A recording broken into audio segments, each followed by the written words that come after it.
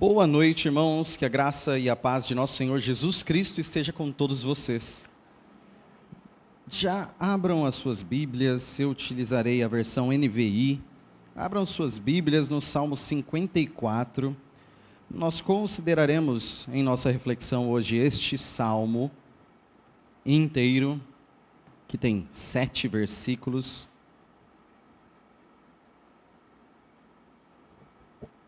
Salmo 54. O tema desta mensagem, lidando com homens cruéis. Lidando com homens cruéis. Apesar do calor, eu vou pedir para desligar o ventilador aqui para manter minha página no Salmo 54. Vou fazer a leitura.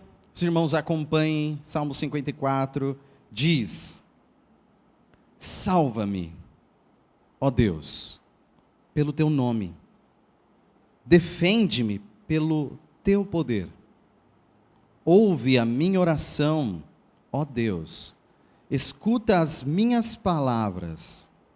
Estrangeiros me atacam, homens cruéis querem matar-me, homens que não se importam com Deus. Certamente, Deus é o meu auxílio. É o Senhor que me sustém. Recaia o mal sobre os meus inimigos. Extermina-os por tua fidelidade. Eu te oferecerei um sacrifício voluntário. Louvarei o teu nome, ó Senhor, porque tu és bom, pois ele me livrou de todas as minhas angústias, e os meus olhos contemplaram a derrota dos meus inimigos. Vamos orar. Santíssimo Deus, nosso Pai, glorioso Senhor e potente Salvador, nós clamamos a Ti, pois dependemos de Ti em tudo, dependemos de Ti, principalmente perante a Tua Palavra, para entender a Tua Palavra, para compreender as Tuas Escrituras. Tua é a Palavra, Deus, nos ensine através dela. Ó Pai, que use cada reflexão feita essa noite, cada consideração feita, para expor a Tua verdade, Jesus Cristo, o único caminho a Ti, Jesus Cristo, a verdadeira vida, Jesus Cristo. Ó Deus, nos conduz a Cristo, mostra Cristo. Em nome de Jesus nós oramos. Amém. Irmãos, vendo a situação atual de atrocidades que aconteceu recentemente lá em Israel, é algo que chamou muito minha atenção, e já falo para os irmãos que parte de reflexões sobre aquela guerra, a resposta que há neste salmo, e por isso estou falando dele esta noite. Vendo tudo aquilo, eu admito que meu espírito assim se irou bastante. No dia em que aconteceu, era uma manhã, e logo bem cedinho, quando saiu a informação, acompanhei através de redes sociais e me assustei, fui procurar em fontes mais confiáveis do que redes sociais, me assustei mais ainda, e acompanhando filmagens, eu comecei a ficar extremamente abalado. E é atípico, apesar do noticiário acusar tantas vezes coisas tão ruins, naquele momento eu realmente fiquei irado, admito ficar irado, porque a morte em si de pessoas já é horrível, a morte de adultos em si já é uma atrocidade, mas, em especial, crianças, idosos, quando olhamos os sequestros, quando olhamos as situações daqueles bebês assassinados, é algo que realmente quem acompanha, quem viu as imagens e as notícias, pôde ter algo semelhante ao que passou no meu coração naquele momento.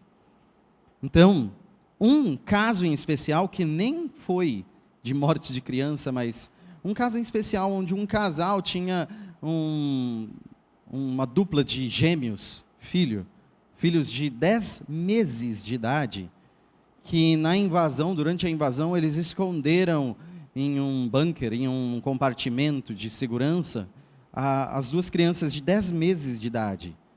E os pais morreram. Os pais foram assassinados. E 12 horas depois, as crianças escondidas no bunker, a força de Israel encontrou as crianças e elas sobreviveram. Sem os pais e com uma história terrível que marcará para sempre a vida deles. Essa história de sofrimento da criança, da dupla, dos gêmeos de 10 meses de idade, podem consultar depois mais informações dessa história, aquilo mexeu comigo de uma forma muito severa.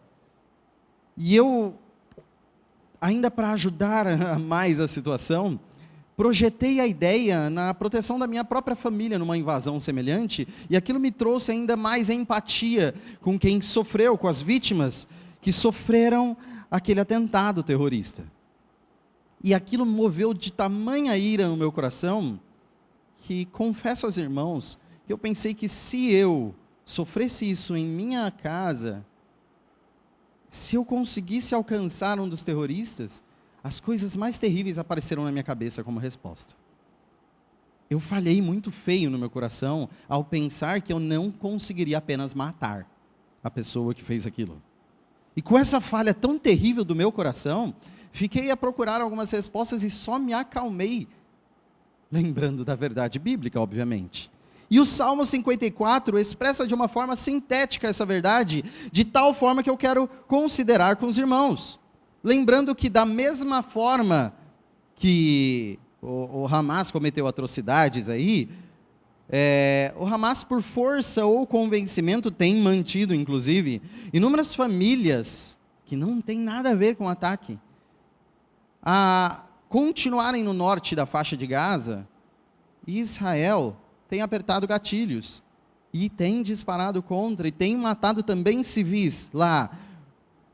O Hamas tem usado pessoas, crianças, mulheres, idosos como escudo humano. Israel não tem parado nos ataques, e isso, independente do seu posicionamento político, é uma atrocidade. E pensando numa simples criança, pode considerar a criança que sequer disse qualquer palavra e tem sido morta pela responsabilidade desses adultos, isso é cruel demais. Isso é cruel demais. Vemos esse terror cruel e desprezível, especialmente no sofrimento desses inocentes. Então, considero que uma das coisas mais terríveis para o coração de todos nós, o coração humano, é o sofrimento do inocente nas mãos de homens cruéis. E para não deixar o seu coração se aflorar em vinganças humanas, nós temos inúmeras respostas bíblicas, e o Salmo 54 é uma delas, que eu gostaria de observar essa noite. Afinal, nesses momentos que nós vemos essas atrocidades cometidas por homens cruéis, cresce em nós um desejo de punir os nossos inimigos, como Israel decidiu ao ver as mortes de inocentes. Então, muitos corações se enchem de ira e se tomam pela ira e desejam verdadeiramente punir estes homens cruéis. Quantas vezes o nosso senso de justiça, ou o nosso próprio sofrimento pela crueldade desses homens, desperta em nós uma ira tal que desejamos uma terrível vingança. Desejamos retribuir o mal. Desejamos uma punição severa aos nossos inimigos. Isso houve com Davi no enredo deste salmo. Então, se não é este ponto em si que tem despertado a sua ira, qualquer que seja o outro ponto que você, olhando para homens cruéis, você tenha se irado, este salmo faz-nos refletir um pouco sobre isso. Então, se você ir ao começo do salmo, tem escrito, na NVI, traduzido para o mestre da música, ou de música, com instrumentos de cordas, poema de Davi, quando os zifeus foram a Saul e disseram: acaso Davi não está se escondendo entre nós? Não é um título como vários outros títulos de capítulo na Bíblia inventado e adicionado. Este daqui é traduzido e original. Isso daqui também faz parte do texto bíblico. E é o enredo deste salmo. Sem nenhum motivo justo, havia ódio de Saul, rei de Israel, a Davi. Apenas por inveja e medo de ser tomada a coroa de Saul, Saul odiava imensamente Davi, que era inocente, pelo menos nesse caso. Só para nós termos real noção da densidade desse ódio de Saul para com Davi, vamos contextualizar, olhando para o que Saul fez com Aimeleque. Já dá para entender mais ou menos o tamanho do ódio de Saul para com Davi. Vamos lá para Samuel 22. Eu lerei do 13 ao 19 para dar uma contextualizada. 1 Samuel, 22, de 13 a 19. O sacerdote Aimeleque tinha recebido Davi e seus guerreiros, e por ter recebido, ele enfrentou Saul em seguida. E o versículo 13 a 19 do capítulo 22 diz, os versículos dizem: Saul lhe disse: por que vocês conspiram contra mim, você e o filho de Jessé? Porque você lhe deu comida e espada, e consultou a Deus em favor dele, para que se rebelasse contra mim, e armasse cilada, como ele está fazendo. Aimeleque respondeu ao rei: quem dentre todos os teus oficiais é tão leal quanto Davi, o genro do rei, capitão de sua guarda pessoal, e altamente respeitado em sua casa? Ou seja, pelo testemunho do sacerdote Aimeleque, Davi é inocente das acusações de Saul. Saul, em devaneio demoníaco, tem perseguido Davi, inocente. Continua Aimeleque: será que foi essa a primeira vez que consultei a Deus em favor dele? Certamente que não. Que o rei não acuse a mim, seu servo, nem qualquer um da família de meu pai, pois seu servo nada sabe acerca do que está acontecendo. O rei, porém, disse: com certeza você será morto, Aimeleque, você e toda a família de seu pai. Então o rei ordenou aos guardas que estavam ao seu lado: matem os sacerdotes do Senhor. Matem os sacerdotes do Senhor, pois eles também apoiam Davi. Sabiam que ele estava fugindo, mas nada me informaram. Contudo, os oficiais do rei recusaram erguer as mãos para matar os sacerdotes do Senhor.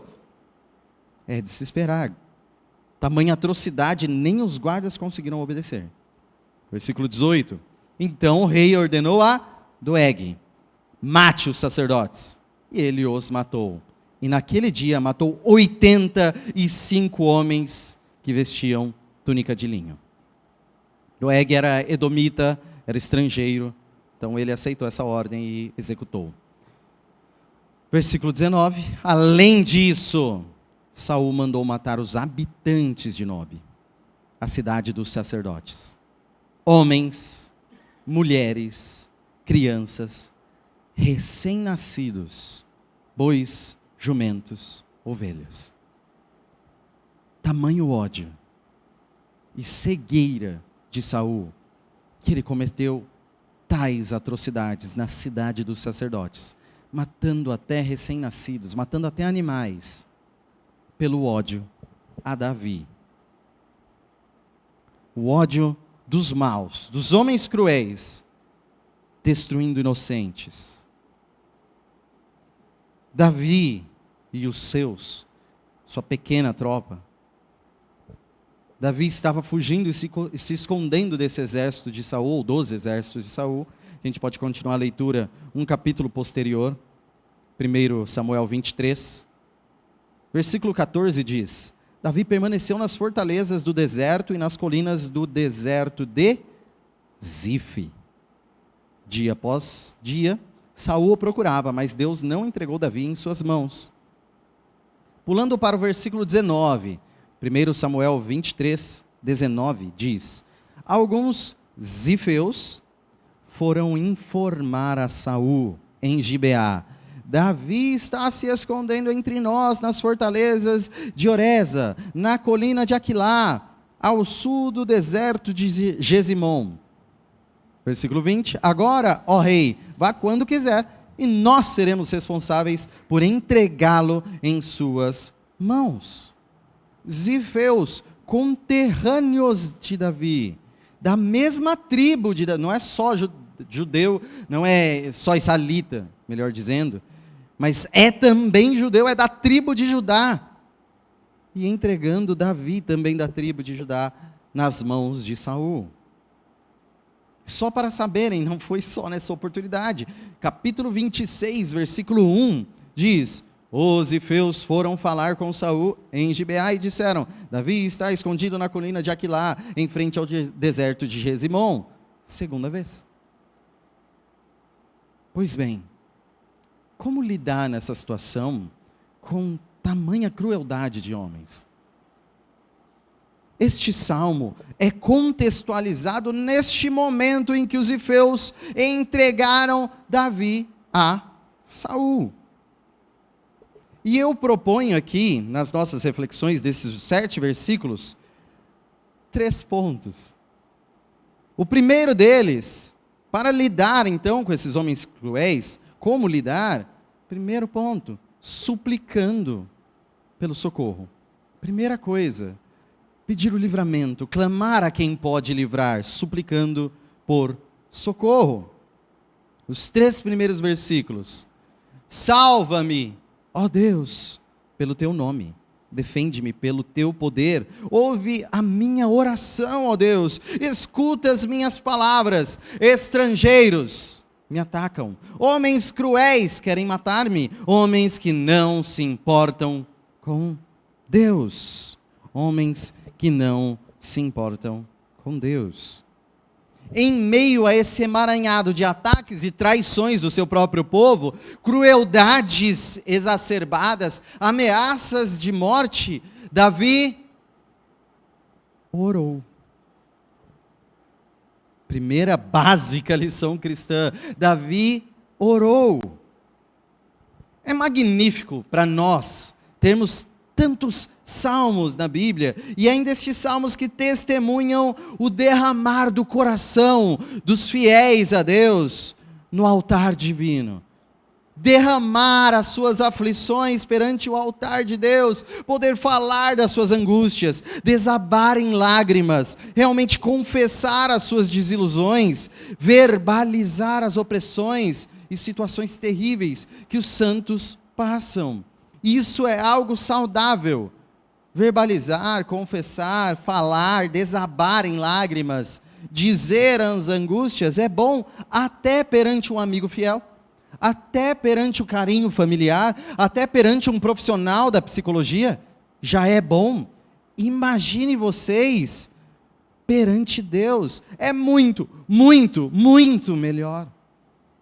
Você está a falar com o Criador, realmente, como foi cantado, falar com Deus é um privilégio. Falar com o Criador, com a pessoa que tem poder para fazer tudo o que Ele desejar, todas as coisas, e ainda assim te escuta, pessoalmente te escuta. É o que precisamos. Não é um mero desabafo perante mais uma pessoa que não pode fazer nada quanto às maiores dores do mundo, mas perante aquele que pode destruir esse mundo e construir um mundo novo e restaurado, sem dor, sem morte, em Cristo, e está prestes a fazer isso. Este é o que nos ouve. É este que está disposto a ouvir todo aquele que está em Cristo. Para falar com o Senhor de todas as coisas, em meio às tempestades da vida, realmente, isso é uma dádiva. Poder falar é uma dádiva. Poder falar é um privilégio incomparável. Nós cantamos também sobre isso. Em meio às tempestades da vida, e Que letra deste hino? Ó mestre, o mar se revolta, as ondas nos dão pavor, estamos prestes a submergir, de ondas do mal que me encobrem, quem me fará sair? Nós podemos projetar facilmente isso na situação de Davi, ou na situação da nossa vida perante tamanha impiedade e crueldade dos homens.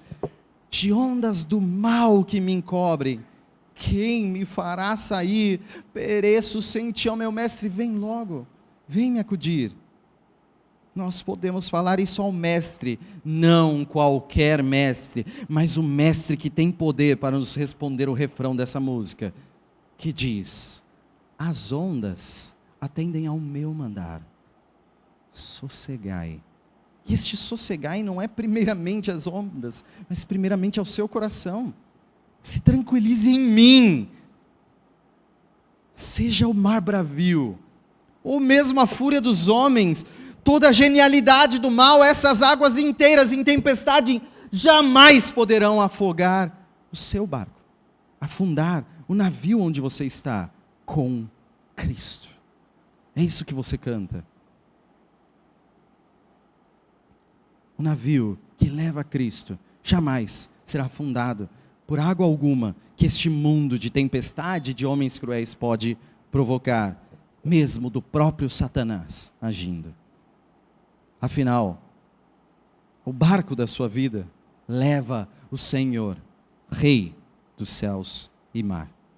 Cantamos sobre essa segurança e precisamos levá-la no dia da angústia, lembrar dela no dia da adversidade, não apenas no domingo à noite, mas no momento severo em que você tiver a dificuldade, onde a sua visão estiver turva perante a sombra da noite, lembrar-se que Deus está contigo no barco.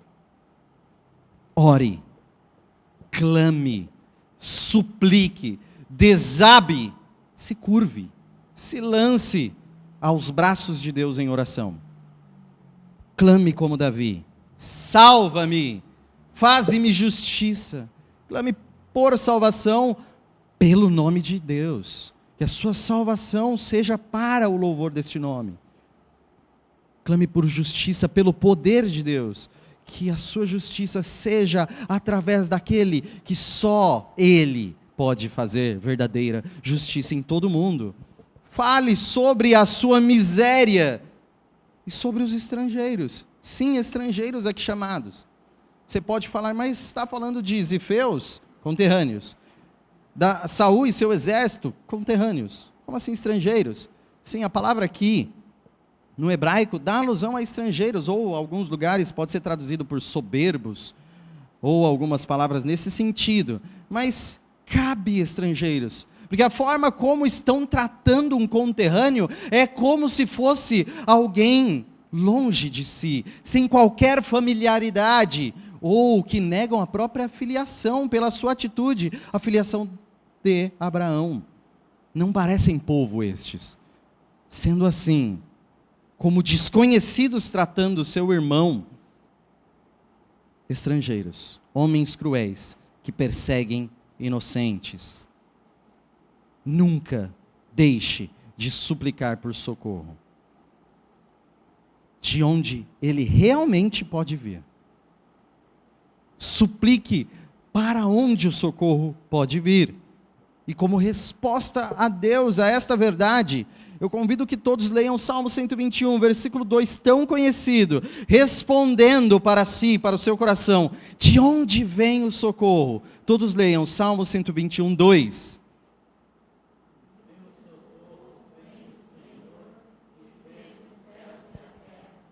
Clamem socorro sempre ao Senhor, o Deus Criador, o Senhor, Rei sobre céus, terra, mar e toda a criação. Ainda, como segundo ponto, nós podemos falar sobre lidar com homens cruéis, confiando na justiça de Deus. Clamando por socorro, nós falamos, realmente suplicando por socorro, mas também confiando na justiça. Versículos 4, 5 e 6, que dizem: certamente Deus é o meu auxílio. é o Senhor que me sustém. Recaia o mal sobre os meus inimigos, extermina-os por tua fidelidade. É um salmo difícil, é um salmo pesado. Olha o que está sendo pedido: recaia o mal sobre os meus inimigos, extermina-os por tua fidelidade. Eu te oferecerei um sacrifício voluntário, louvarei o teu nome, ó Senhor, porque tu és bom. Tu és bom. Notem a clara distinção que o salmista faz entre os homens que não têm a Deus perante si e o homem do qual Deus é o auxílio. Versículo 3, o finalzinho fala: homens que não se importam com Deus. E o versículo 4, certamente Deus é o meu auxílio. Existe uma cisão clara, existe uma divisão clara entre um que está clamando por socorro e aquele que está sendo alvo da justiça nesta oração, neste clamor, nesta canção do Salmo 54. Então nós precisamos sim confiar na justiça de Deus ao ímpio, ainda mais ao réprobo, realmente aquele que não se arrepende. Nós precisamos confiar na justiça de Deus, que distingue com certeza os que têm Deus e os que não têm Deus, e só tem Deus quem tem Cristo. Só tem o Pai quem tem o Filho. Não há outro meio, é somente Cristo. Não há outro caminho, só em Cristo. Aqueles que têm Cristo têm Deus. Essa é a verdade que você pode anunciar a todos e deve proclamar no seu dia a dia. Só em Cristo, só em Jesus você tem Deus, e só nele você está do lado que é inocentado por graça. Só em Cristo. 1 João 2:23, para afirmar isso. 1 João 2:23 diz: todo aquele que nega o Filho também não tem o Pai. Quem confessa publicamente o Filho tem também o Pai. Então, certamente Deus é meu auxílio, é alguém que pode cantar: Deus está do meu lado. Se eu estou do lado de Deus é porque eu estou com Cristo, somente assim. Se você não tem Cristo, você não está desse lado, você está do outro lado. Você está do lado do alvo da justiça severa de Deus. Tenha Cristo. Agora, se você está em Cristo, o Senhor te sustém. O Senhor é o seu pastor e nada te faltará. O Senhor te sustenta. Deus é o teu auxílio. Enquanto o homem cruel não tem Deus diante de si, não se importa com Deus. Saul não pensou duas vezes em castigar homens de Deus, simplesmente pelo fato de terem ajudado um homem de Deus. Totalmente longe da luz divina que mostra o caminho correto, ele está apenas despejando a sua crueldade, as atrocidades que o ser humano é capaz de fazer, se não for a graça de Deus. As atrocidades que cada um de nós seria, na nossa velha natureza, capaz de fazer, se não fosse a graça de Deus ser rédea em nossas atitudes, nos freando do mal que habita desde Adão em nossos corações. Graças a Deus fomos transformados em Cristo. Nós cantamos também que certamente Deus é um nosso auxílio, cantando que castelo forte é o nosso Deus. Com seu poder ele defende os seus, os que estão em Cristo. Se nos quisessem devorar demônios não contados, eles não nos podiam derrotar, pois quem nos defende é o Senhor, o nosso Senhor Jesus Cristo. Com este tipo de defesa, estando em Cristo, sendo aqueles que têm Deus em seu auxílio e proteção, é espetacular ler nos Salmos esses cânticos com escritas em forma de oração e com uma escrita fantástica na sua métrica, no seu paralelismo, que se a gente estudasse aqui só nesse salmo, daria pelo menos 1h30 aí de irmãos aflitos comigo. Mas essas orações em si, de sinceridade, essas orações sem maquiagem no coração, realmente derramando a verdade do que você está sentindo. Sim, naquele momento, como eu confesso aos irmãos, eu estava extremamente irado, eu precisava maquiar meu coração e na oração ficar com medo de expor a ira do meu coração perante Deus e falar, não, eu quero que todos eles recebam uma cesta com panetones nesse Natal. Não, Deus não quer uma oração maquiada do seu coração, e os salmos exibem isso pulsantemente para vocês. Leiam os salmos e percebam que a sinceridade do coração, na retidade da reverência, eles podem ser expressos e expressões do nosso coração, orações sinceras perante Deus, dos corações que têm Deus como auxílio, que também esperam vingança. Não tenha medo de falar, eu espero vingança. Não tenha medo de falar, eu espero vingança. Mas ai de você de falar, eu pratico vingança. Eu espero vingança.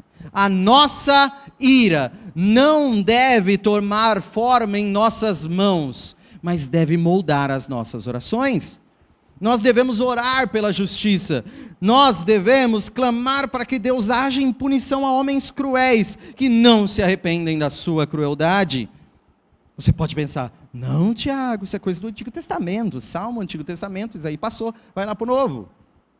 Bom, não confunda a nossa postura então de vingança com as próprias mãos, com estarmos dispostos a amar nossos inimigos, com a falsidade de orar a Deus e dizer que eles não devem ser punidos. Ah, então é isso que deve fazer. Não! Nem Davi está assim nesse contexto. Davi não está fazendo isso. Olha o versículo, recai o mal sobre os meus inimigos, extermina-os por tua fidelidade. Veja o que Paulo diz. Vamos para o Novo Testamento então? Veja o que Paulo diz, Romanos 12, 19 e 20, dizem, amados, nunca procurem vingar-se, mas deixem com Deus a ira. Não haverá ira que está escrito? Deixem com Deus a ira. Pois está escrito, minha é a vingança, eu retribuirei, diz o Senhor.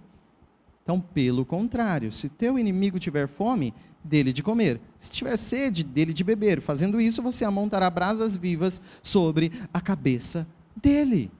A sua postura em ações é de amor.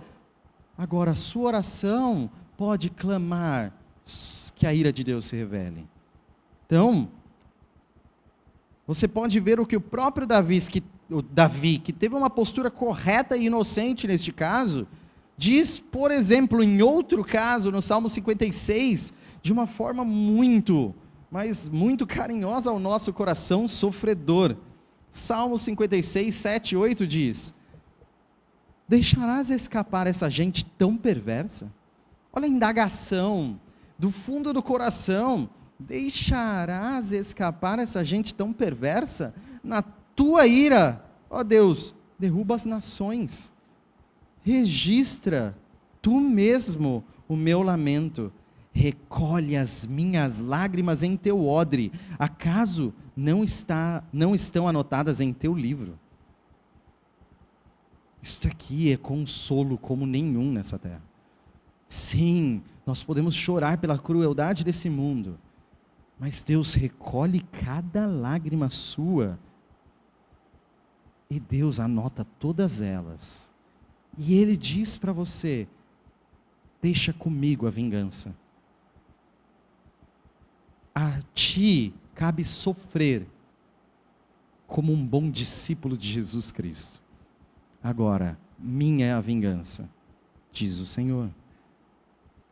Vejam, Davi não foge deste mesmo parâmetro. Em Samuel, primeiro livro de Samuel 26, 1 Samuel 26, de 7 a 10, mostra, naquela segunda oportunidade, em que foi entregue novamente, e Saul foi atrás dele, 1 Samuel 26, de 7 a 10 diz: Davi e Abisai entraram à noite no acampamento. Saul estava deitado dormindo com sua lança fincada no chão perto da cabeça. Que oportunidade fantástica! O homem que deseja a minha morte está matando inocente, está dormindo com uma lança do lado. Oh, Deus entregou na nossa mão. Bom, Abner e os soldados estavam deitados à sua volta. Abisai disse a Davi, já comemorando, né? Hoje Deus entregou o seu inimigo nas suas mãos, deixe-me agora cravar a lança nele, até o chão, com um só golpe. Eu resolvo todo o problema numa só, eu não erro. Se falasse para ele, quem não tem pecado que atire a primeira lança, ele ia cravar na cabeça de Saul naquele momento. E ele está falando, não precisarei de outro momento. O que Davi fez? Versículos 9 e 10. Davi, contudo, disse a Abisai, não o mate. Quem pode levantar a mão contra o ungido do Senhor e permanecer inocente? Juro pelo nome do Senhor, disse ele, o Senhor mesmo o matará. Ou chegará a sua hora e ele morrerá, ou ele irá para a batalha e perecerá. Não pertence a nós, Abisai, a vingança, mas a Deus. Eu vou sofrer tudo o que eu tenho que sofrer. Eu vou clamar por liberdade, libertação dos meus inimigos. Vou clamar que Deus se vingue dos meus inimigos, mas eu não vou vingar.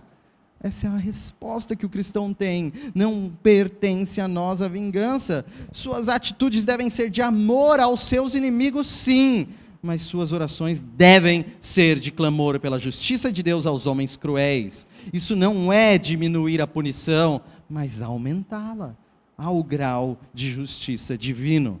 Isso é confiar que a justiça de Deus atingirá os homens cruéis, que perdoará os que se arrependerem, como o cruel Paulo de Tarso. Mas será muito pior do que se você fosse se vingar com suas próprias mãos. É assim que os santos, mortos pelo Evangelho, clamam no trono de Deus. É assim que os santos, mortos pelo Evangelho, clamam a Deus em seu trono. Vide Apocalipse 6, longo trecho, Apocalipse 6, de 9 a 17, os irmãos acompanhem. Quando ele abriu o quinto selo, vi debaixo do altar as almas daqueles que haviam sido mortos por causa da palavra de Deus e do testemunho que deram. Pessoas que foram assassinadas pelo nome de Cristo. O que eles fizeram? O que eles estão fazendo lá, mortos? Já não neste mundo em si, ou neste sistema. Eles clamavam em alta voz, até quando, ó soberano, santo e verdadeiro, esperarás para julgar os habitantes da terra e vingar o nosso sangue? Até eles clamam por vingança. A Deus, dono da vingança. Então, cada um deles recebeu uma veste branca, e foi-lhes dito que esperassem um pouco mais, até que se completasse o número dos seus conservos e irmãos, que deveriam ser mortos como eles. Observei quando ele abriu o sexto selo, houve um grande terremoto, o sol ficou escuro como tecido de crina negra, toda a lua tornou-se vermelha como sangue, e as estrelas do céu caíram sobre a terra como figos verdes caem da figueira quando sacudidos por um vento forte. O céu foi se recolhendo como se enrola um pergaminho, e todas as montanhas e ilhas foram removidas de seus lugares. Então os reis da terra, os príncipes, os generais, os ricos, os poderosos, todos os homens, quer escravos, quer livres, esconderam-se em cavernas e entre as rochas das montanhas, e eles gritavam às montanhas e às rochas: caiam sobre nós e escondam-nos da face daquele que está sentado no trono e da ira do Cordeiro, pois chegou o grande dia da ira deles, e quem poderá suportar? Estamos falando que os santos clamam por vingança, e a vingança de Deus é incomparável, a tal ponto que aqueles cruéis, que aplicam essas atrocidades aos inocentes, sem nenhum arrependimento, eles preferem que montanhas, toneladas, caiam em cima deles e escondam eles ao esmagar seus ossos, do que eles serem alvo do dia da ira do Senhor. Essa é a ira em que nós confiamos. Qual de vocês pode aplicar tamanha ira, e justa ira, merecida ira, de mãos santas, aplicando essa ira, como aquele que é digno de abrir e desatar cada um destes selos? Somente o Cordeiro pode fazer isso. Somente Jesus pode aplicar a ira perfeita. Então, até os santos, os mártires mortos pelo Evangelho, clamam por vingança. A seu tempo, Deus vinga, e a vingança é incomparável.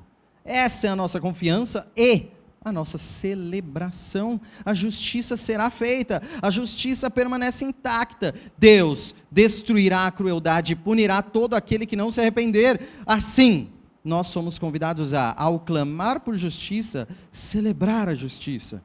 Celebrar a bondade de Deus para conosco, celebrar com prazer e voluntariedade, em louvor a Deus, Deus que é bom e não ignora o que é mal, não ignora a maldade. Não se esforcem as tuas mãos para a vingança, mas os seus joelhos, sim, para clamar por justiça divina. Afinal, o que você pode fazer para promover uma vingança de um assassinato? O que você pode fazer para aplicar justiça a um estupro, uma tortura? O quão terrível são suas atitudes para promover uma vingança. Confie no tempo e na medida daquele que é maior que você. E responda com confiança, temor e tremor, lendo Hebreus 10:31. Respondam nessa confiança da ira divina, lendo Hebreus 10:31, leiam a uma só voz.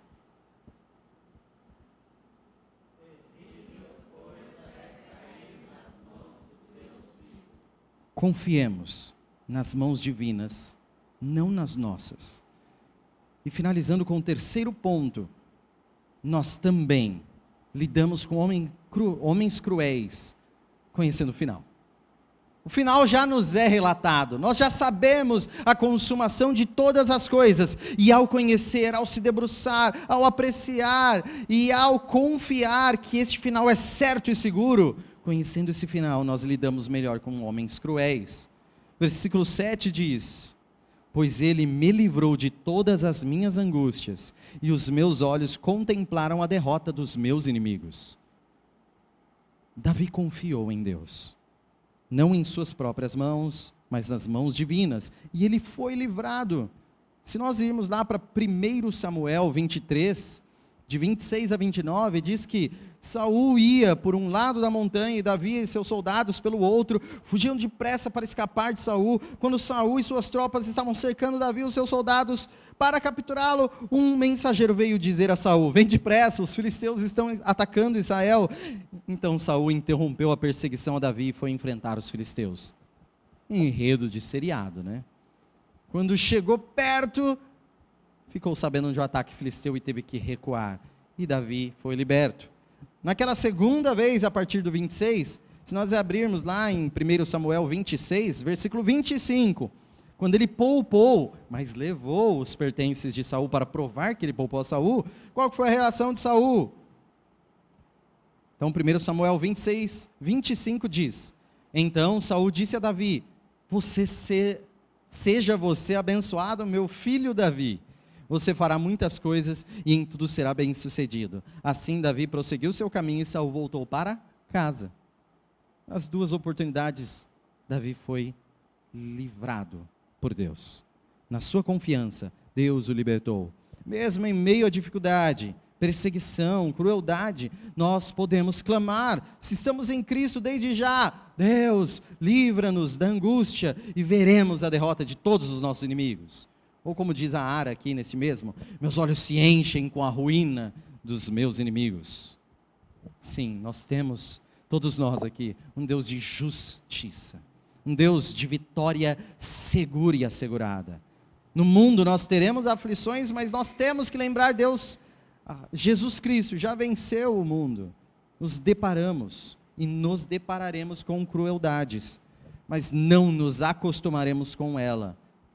Acusaremos essas crueldades, mas estamos certos de que elas já foram vencidas. O livramento e a derrota dos inimigos que encherão os nossos olhos, a derrota que encherá os nossos olhos, essa derrota dos nossos inimigos, serão completos naquele dia. Apocalipse 20:10 cita este dia. Apocalipse 20:10 diz: o diabo que as enganava essas pessoas, enganava cruéis, enganava assassinos, enganava aquele povo da grande apostasia, foi lançado no lago de fogo que arde com enxofre, onde já haviam sido lançados a besta e o falso profeta. Eles serão atormentados dia e noite para todo o sempre. Não há vingança igual, e essa vingança completa será feita. Vocês já conhecem o final destes homens cruéis. E Apocalipse 21, de 1-7, mostra aqueles que têm auxílio do Senhor. Apocalipse 21, de 1-7, diz: então vi um novo céu e uma nova terra, pois o primeiro céu e a primeira terra já tinham passado, e o mar já não existia. Vi a cidade santa, a nova Jerusalém, que descia do céu, da parte de Deus, preparada como noiva adornada para o seu marido. Ouvi uma forte voz que vinha do trono e dizia: agora o tabernáculo de Deus está com os homens, com os quais ele viverá. Eles serão os seus povos, o próprio Deus estará com eles, e ele será o seu Deus. Ele enxugará dos seus olhos toda lágrima, não haverá mais morte, nem tristeza, nem choro, nem dor, pois a antiga ordem já passou. Aquele que estava sentado no trono disse: estou fazendo novas todas as coisas. E acrescentou: escreva isto, pois essas palavras são verdadeiras e dignas de confiança.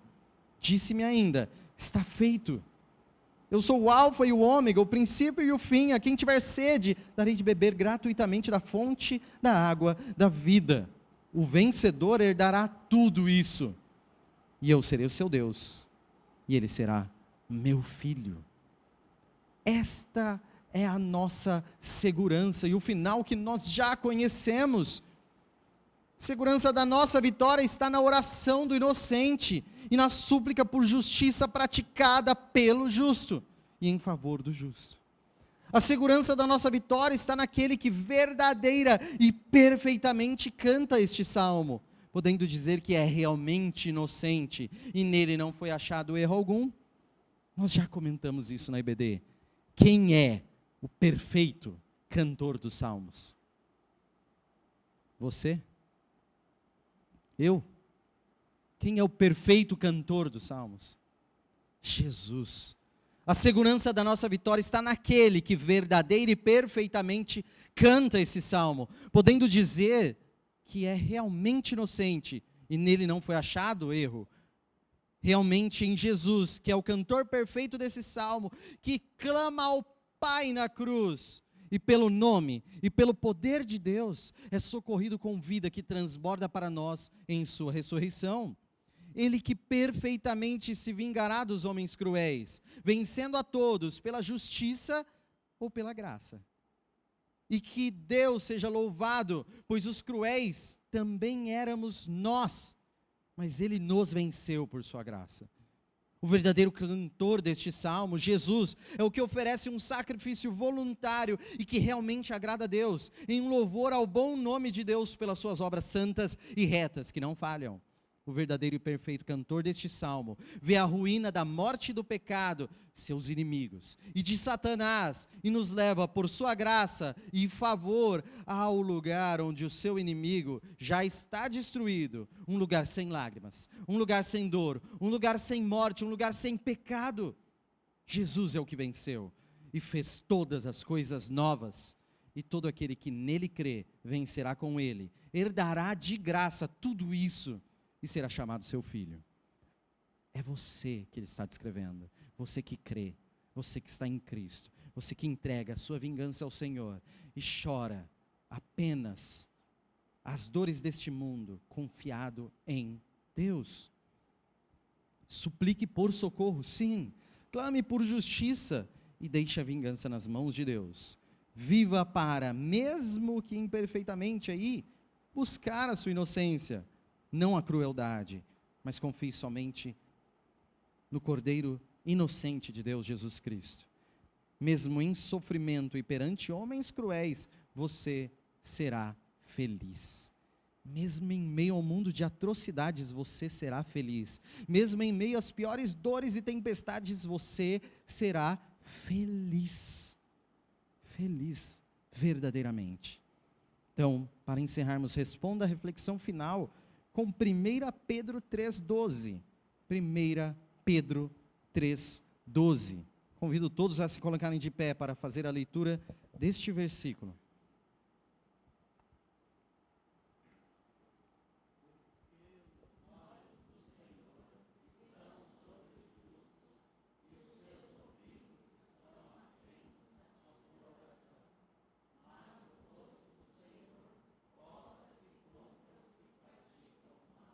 Orando e suplicando, mesmo sofrendo, você será plenamente feliz ao buscar a justiça.